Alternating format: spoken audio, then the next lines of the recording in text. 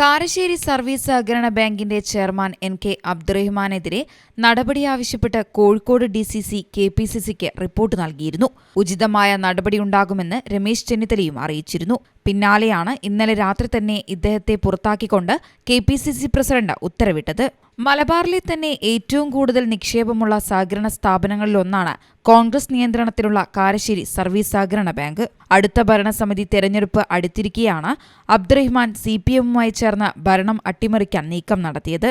ഇയാൾ CPM-ന് ബാങ്ക് വിൽക്കാൻ ശ്രമിക്കുന്നുവെന്ന ആരോപണം ഉയർന്നിരുന്നുവെങ്കിലും ഇതിന് പ്രത്യക്ഷമായി തെളിവൊന്നും ഉണ്ടായിരുന്നില്ല. ഇക്കഴിഞ്ഞ വെള്ളിയാഴ്ച വൈകിട്ട് വരെ ഭരണസമിതിയെ തെരഞ്ഞെടുക്കാൻ അധികാരമുള്ള 771 A ക്ലാസ് അംഗങ്ങളാണ് കാരശ്ശേരി ബാങ്കിന് ഉണ്ടായിരുന്നത്. എന്നാൽ തിങ്കളാഴ്ച രാവിലെ ഇത് 1600 ഉയർന്നു. നെല്ലിക്കാപ്പറമ്പ് ബ്രാഞ്ചിലെ 7 ജീവനക്കാരുടെ ഐഡിയും പാസ്വേഡും ഉപയോഗിച്ച് ശനി, ഞായർ ദിവസങ്ങളിൽ രാത്രി പുതിയ 800 അംഗങ്ങളെ ഓൺലൈനായി ചേർക്കുകയായിരുന്നു. News bureau, Mukkam.